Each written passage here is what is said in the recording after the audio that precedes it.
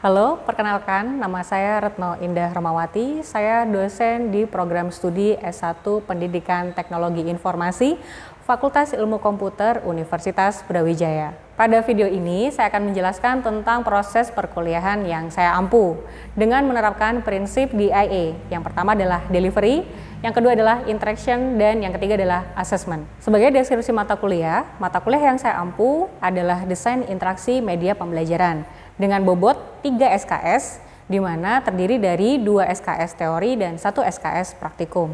Mata kuliah ini memfasilitasi mahasiswa untuk menguasai fundamental dalam perancangan learning experience design dalam konteks perancangan media pembelajaran tentunya. Dan media pembelajaran yang disajikan harus berbasis komputer atau IT. Nah, bidang LXD ini cukup baru karena merupakan kolaborasi dan pengembangan dari bidang user experience yang dikolaborasikan dengan instructional design. Capaian pembelajaran yang diharapkan yaitu mahasiswa diharapkan mampu menguasai konsep dasar dari berbagai pendekatan metode maupun teknik dalam perancangan learning experience design. Sehingga mahasiswa mampu mengambil keputusan dalam perancangan media pembelajaran. Capaian pembelajaran yang kedua adalah mengidentifikasi permasalahan dan kebutuhan learning experience, kemudian mahasiswa mengemukakan, merancang, mewujudkan solusi berupa rancangan media pembelajaran, serta mengevaluasi keberhasilan dari desain solusi tersebut. Yang ketiga, mahasiswa mampu bekerja bersama tim dengan penuh tanggung jawab dalam pengerjaan proyek. Nah, perancangan yang digunakan harusnya sampai pada implementasi target pengguna. Seperti pada gambar berikut, media pembelajaran tidak hanya cukup dengan intuitif dan desain yang atraktif, tetapi media pembelajaran harusnya dapat bermakna bagi peserta didik dan mampu meningkatkan kompetensi peserta didik. Pada mata kuliah ini, mahasiswa akan mendapatkan beberapa materi. Materi tersebut dibagi menjadi 3 bagian besar. Yang pertama, mahasiswa akan mempelajari tentang pendekatan dan metodologi dalam perancangan user experience maupun learning experience design. Yang kedua, mahasiswa akan mempelajari teknik-teknik analisis dalam perancangan learning experience design. Dan yang ketiga, mahasiswa akan mempelajari proses perancangan hingga evaluasi learning experience design. Mengenai mode perkuliahan, saat ini mode perkuliahan yang diterapkan di Fakultas Ilmu Komputer adalah mode luring atau tatap muka. Mahasiswa juga dapat mengakses seluruh materi di Learning Management System yang bernama E-Link. E-Link diakses secara internal di Fakultas Ilmu Komputer. Untuk mendukung materi di kelas teori, mahasiswa dapat mempelajari e-book yang telah disediakan khusus membahas tentang desain interaksi media pembelajaran. Untuk praktikumnya, saya sudah menyusun modul praktikum desain interaksi media pembelajaran yang telah terdaftar hak ciptanya di Ditjen HKI. Secara keseluruhan, mata kuliah ini menerapkan project-based learning. Mahasiswa diberi sebuah topik di tiap timnya sehingga mereka dapat mengerjakan proyek secara berkelompok selama kurang lebih 1 semester. Mahasiswa diwajibkan membagi peran sebagai hustler, desainer, dan juga hacker. Materi dan praktikum yang disampaikan selaras dengan proses pengembangan produk sehingga mahasiswa dapat memulainya dari pertemuan kedua. Output dari perkuliahan ini adalah produk pembelajaran berbasis website maupun mobile yang memiliki daya saing dengan kompetitornya karena mereka diwajibkan untuk melakukan analisis kompetitor. Hal ini selaras dengan semangat yang diusung oleh Kampus Merdeka yang memberikan kesempatan selebar-lebarnya kepada mahasiswa untuk berinovasi dan berkompetisi. Proses delivery di kelas menggunakan metode ceramah plus, di mana ceramah dikombinasikan dengan berbagai macam teknik lainnya, seperti brainstorming, diskusi, simulasi, hingga pitch deck. Nah, keunggulan dari mata kuliah ini adalah format dan proses desain menerapkan metode terkini, seperti design thinking dan agile design. Nah, sehingga output dari mata kuliah ini dapat dijadikan karya lomba maupun portofolio bagi mahasiswa. Nah, proses interaction pada kelas ini saya memposisikan sebagai fasilitator yang memberikan feedback dan arahan agar setiap tim dapat mengetahui value proposition dari produk yang akan dikembangkan. Interaksi pada mata kuliah ini juga didukung dengan analogi kasus sehingga memudahkan mahasiswa memahami alur pengembangan produk. Proses asesmen dilakukan secara formatif maupun sumatif. Formatif contohnya adalah permainan kuis interaktif di akhir perkuliahan sehingga meningkatkan tingkat retensi pengetahuan siswa, kemudian UTS dan pelaporan progres project. Untuk sumatif, Mahasiswa dapat mengikuti presentasi pitch deck dengan produk MVP-nya dan mengikuti ujian akhir semester. Hal ini dilakukan agar mahasiswa tidak hanya berorientasi pada hasil tetapi juga pada proses, sehingga penilaian dapat berjalan secara otentik. Oke, bismillahirrahmanirrahim. Assalamualaikum warahmatullahi wabarakatuh. Selamat pagi teman-teman.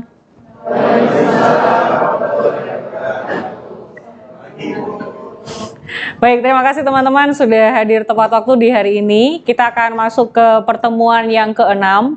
Jadi ada dua agenda yang akan saya sampaikan di hari ini. Yang pertama adalah kita melanjutkan materi tentang user flow yang merupakan bagian dari user experience. Kemudian yang kedua adalah mekanisme UTS yang akan dilaksanakan di minggu depan. Nah, untuk minggu depan teman-teman akan melaksanakan UTS dengan materi dari pertama hingga dengan user flow di hari ini, sehingga silakan membuat catatan yang memang dirasa penting untuk di-highlight di materi ini. Oke. Nah, apa saja sih outline di hari ini? Ada user flow, kemudian ada jenis-jenis user flow, dan kemudian framework selain user flow. Tapi sebelum masuk ke sini, teman-teman saya ingatkan dulu untuk segera presensi di SIAM, karena sudah kami buka untuk aksesnya. Saya beri waktu kurang lebih 3 menit.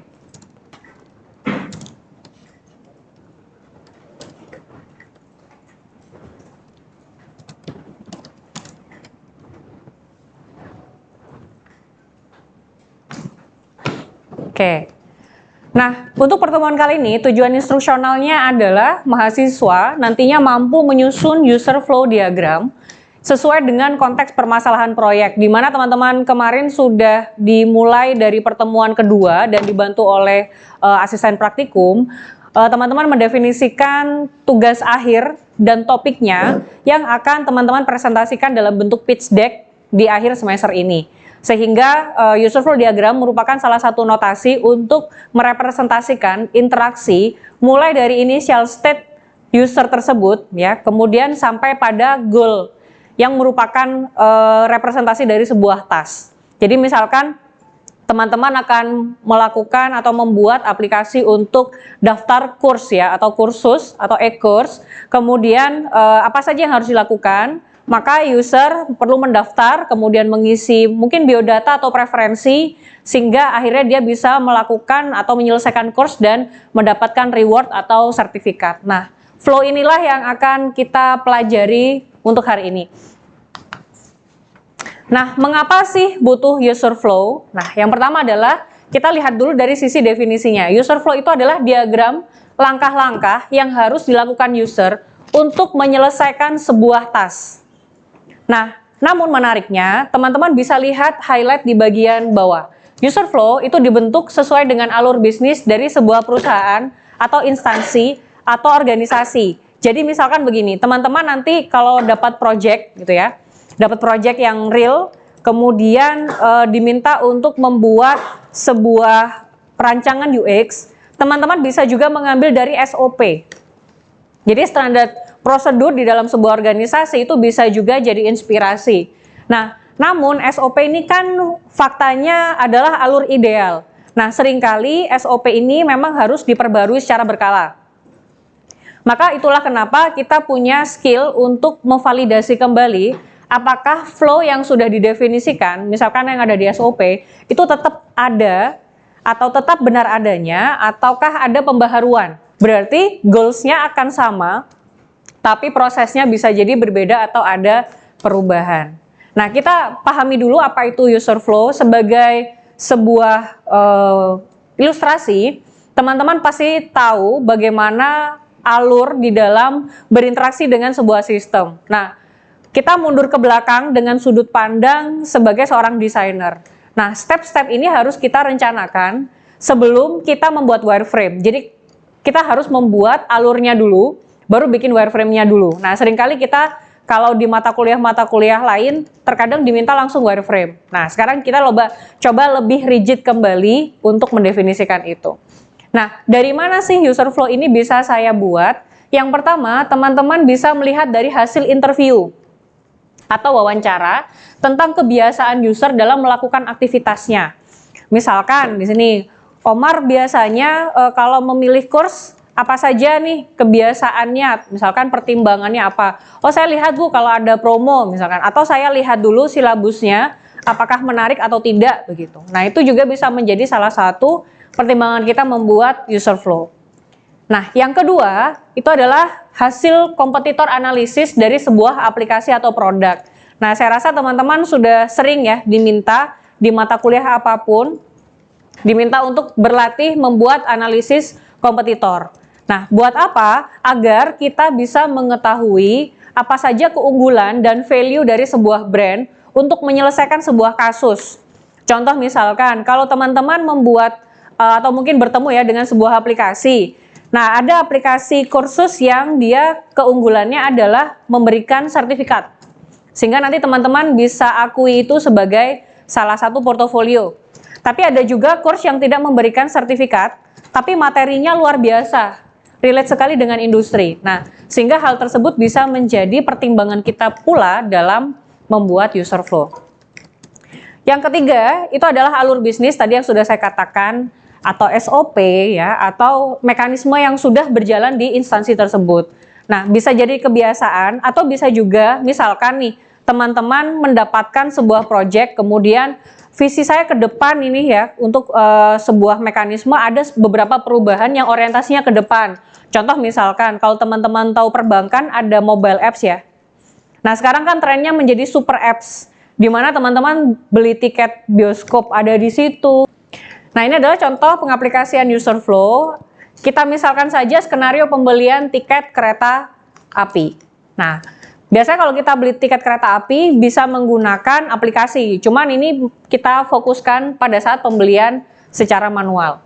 Jadi kita mengantri pembelian tiket di loket, kemudian pelayanan di loket ini biasanya kita ditanya beberapa parameter. Nama kereta, jadwal keberangkatan, dan jumlah penumpang. Setelah itu, petugas akan mengecek ketersediaan tiket. Kalau deal, kalau oke, sudah ada sesuai dengan yang dibutuhkan, maka teman-teman mengisi data KTP atau data pribadi, kemudian membayar tiket. Setelah itu, mencetak tiket kereta api dan penyerahan tiket uang kembalian jika ada kepada pembeli. Nah, ini kan flow utama. Tapi kan biasanya dari user flow sederhana ini, kita masih bisa detilkan kembali. Ada gambaran user flow. Ada initial state ya, start, di mana teman-teman diminta untuk input data pencarian. Asumsinya kita sedang mencari kereta yang sesuai dengan kebutuhan kita, yaitu adalah jadwal keberangkatan dan tujuannya, tanggal keberangkatan, ya, kemudian jumlah penumpang yang kita butuhkan. Kemudian yang selanjutnya adalah menampilkan hasil pencarian, berarti user memilih kereta api, misalkan, oh saya mau naik kereta api Malabar, dengan tujuan dari Malang, Kota Baru ke Bandung misalkan. Nah, di sana sudah ada berapa slot yang tersedia, misalkan apakah sesuai. Nah, biasanya kan kita bisa detilkan lagi ya. Kalau sudah ketemu ada beberapa tempat duduk yang kosong, kalian biasanya milih apa? Dekat jendela, ya kan? Entah itu dekat jendela, dekat kafetarianya, atau mungkin dekat dengan toilet dan segala macam. Berarti kan di dalam user flow ternyata masih bisa kita breakdown dengan lebih detail. Nah, kita akan belajar tentang jenis-jenis user flow. Jadi yang saya highlight atau yang saya tekankan di materi yang kedua ini adalah di tiap jenis notasi itu punya kebutuhan yang berbeda atau penggunaan yang berbeda. Nah, contoh, apabila teman-teman masuk di sebuah proyek yang proyek tersebut masih belum terlihat detail interaksinya, masih hanya tergambar aktivitasnya saja, maka teman-teman akan lebih baik menggunakan task flow. Kemudian ada wireflow. Nah, wireflow ini akan digunakan semisal teman-teman butuh menghadirkan konteks. Karena kalau kita menggunakan kata-kata seperti yang di sebelumnya, itu kan terbatas ya. Misalkan saya mau mendefinisikan posisi penjemputan. Kalau hanya kata-kata, kita akan bingung bentuknya gimana. Saya mengisi form, ataukah saya memilih pin dalam sebuah layout maps. Nah, sehingga akan lebih baik kalau hal seperti itu diakomodasi dengan wireflow. teman-teman bikin blok wireframe-nya yang sifatnya masih blocking saja, blocking layout. Kemudian ada beberapa ilustrasi kalau map seperti ini. Kemudian kalau sudah ditemukan atau sudah apa istilahnya, sudah ada jawabannya begitu ya, atau ketemu alamatnya, maka ada konfirmasi seperti ini. Nah, ini adalah salah satu contohnya. Flow-nya biasanya kita buat screen-nya berjejer atau menurun ke bawah, dan di tiap screen-nya kita beri nama. Nah, yang menjadi cukup kompleks, kita harus menghubungkan. Kalau di Figma itu ada prototype ya. Di link prototype itu kita bisa menghubungkan di tiap elemennya. Misalkan button next itu akan kemana? Ke screen selanjutnya misalkan. Atau button submit dia masuk ke dalam validasi atau screen yang mana. Nah, ini juga menjadi salah satu contoh. Nah, yang terakhir tadi terkait dengan pertanyaan saya di Mbak Karissa, bahwa user flow yang biasanya kita gunakan itu adalah tipe yang ketiga, dengan harapan teman-teman tidak hanya menghadirkan konteksnya saja dari sisi screen-nya biar tergambar gitu ya apa yang mau dilakukan oleh user, tetapi juga flow atau alur-alur yang berupa alur alternatif itu bisa diakomodasi di sini. Makanya ada kotak seperti ini, biasanya ketemu di mana nih flowchart ya? Apa tuh maknanya? Betul, if atau seleksi kondisi, bisa juga switch case. Ya, kalau misalkan teman-teman masuk di aplikasi Gojek, itu kan ada Go Ride, Go Food, Go Car dan segala macam. Berarti kan logiknya switch case ya. Tapi kalau misalkan tadi ditolak atau diterima, logiknya adalah if else. Mungkin dari perbandingan antara task flow, workflow, dan user flow, teman-teman mungkin ada pertanyaan, silakan. Ya, silakan Karissa. Pertanyaan saya itu, kan kalau misalnya di task flow, di wireflow, kita kan udah pernah mengalami gitu ya, kita udah bisa bikin di Figma. Nah, kalau misalnya di user flow ini, apa ada software yang mengakomodasi gitu?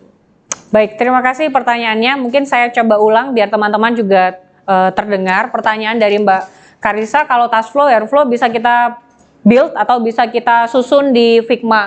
Nah, apakah user flow juga ada software tambahan atau bisa menggunakan Figma? Nah, sebenarnya untuk user flow tersebut kita bisa menggunakan Figma. Figma itu cukup powerful untuk ketiga jenis flow yang sudah kita definisikan. Bahkan untuk versi animasi di dalam Figma sudah disediakan begitu. Apakah sudah cukup menjawab? Sudah Bu, terima kasih atas jawabannya. Terima kasih Mbak Karissa atas pertanyaannya. Kita lanjutkan. Nah, ini adalah salah satu contoh notasinya. Dari task analisis itu bisa sitemap. Teman-teman pernah bikin sitemap? Oke, mungkin bisa salah satu menceritakan apa itu sitemap. Oke, mungkin kita bisa berikan kesempatan ke Mas Aldino. Pernahkah Mas Aldino membuat sitemap? Iya, pernah Bu. Pernah. Oke. Sitemap apa yang pernah dibuat oleh Mas Aldino? Kalau waktu tugas mata kuliah sebelumnya itu saya buat sitemap untuk website, tapi untuk tugas akhir-akhir ini itu untuk game. Oh, pengembangan game. Oke. Apa sih yang harus dikumpulkan terlebih dahulu sebelum membuat sitemap? Pertama, menentukan itu sih, menu utama, kemudian di menu utama nanti seperti navigation bar gitu, apa aja yang bakal ada di gamenya itu nanti. Nah, terus kan ada button-button. Mungkin navigasi-navigasi itu bakal mengarah kemana-mana gitu. Sip, mantap. Oke, terima kasih. Bisa kita kasih aplaus untuk Mas Aldino. Oke, kita akan lanjutkan ke sesi kuis. Oke, silakan teman-teman membuka web quizzes dan join di sini ya, joinmyquiz.com dengan enter join code-nya 245312. Saya akan buka ketika teman-teman sudah mulai masuk di sini. Nah, reward untuk teman-teman nanti akan diambil 3 tercepat dan 3 terbaik nilainya. Yang sudah, biasanya kan ada championnya ya di quizzes. Nah, itu nanti akan mendapatkan nilai tambahan di UTS untuk semester ini.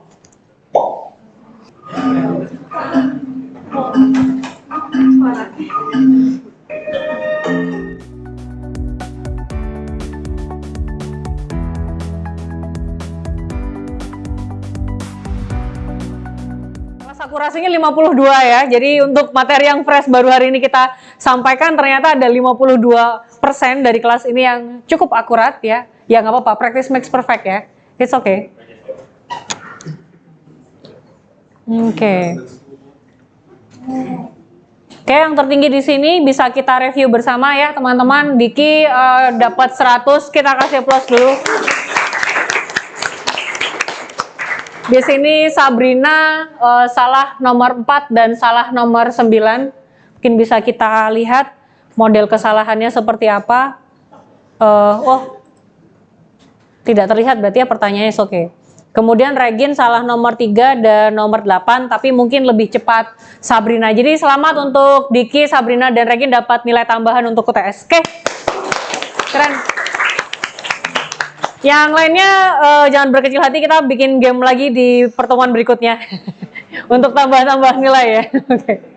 Mungkin kita bisa minta bantuan Diki untuk meresam kira-kira apa saja sih yang sudah kita pelajari di pertemuan kita kali ini. Silakan Diki. Oke, di dalam pertemuan kali ini materinya kan mencakup terkait dengan user flow, di mana di dalam user flow sendiri itu tahapan-tahapannya itu sangat banyak dan juga sangat detail. Tetapi di dalam user flow itu sebenarnya juga ada beberapa seperti kayak percabangan seperti itu. Misalnya ada istilah bernama kayak wireflow, terus dan sebagainya kayak gitu. Nah, di mana di dalam masing-masing tahapan tersebut itu memiliki fungsinya masing-masing. Misalnya kalaupun wireflow itu dia berbentuknya itu masih sebatas belum rinci banget, belum membahas terkait UI secara detail. Sedangkan kalau misalnya user flow yang udah rinci banget itu bisa menggunakan software seperti Figma dan sebagainya untuk merepresentasikan keseluruhan flow yang sudah dibuat sebelumnya. Oke, terima kasih dari Mas Diki. Bisa kita kasih aplaus untuk Mas Diki. Oke, baik, terima kasih teman-teman. Kita akhiri untuk hari ini. Overall sangat lancar. Saya sangat bangga dengan teman-teman, sudah sangat membantu. Kita akhiri, semoga ada yang bermanfaat, bisa teman-teman aplikasikan dalam proyek kita di semester ini maupun proyek-proyek lainnya. Kita akhiri. Wassalamualaikum warahmatullahi wabarakatuh.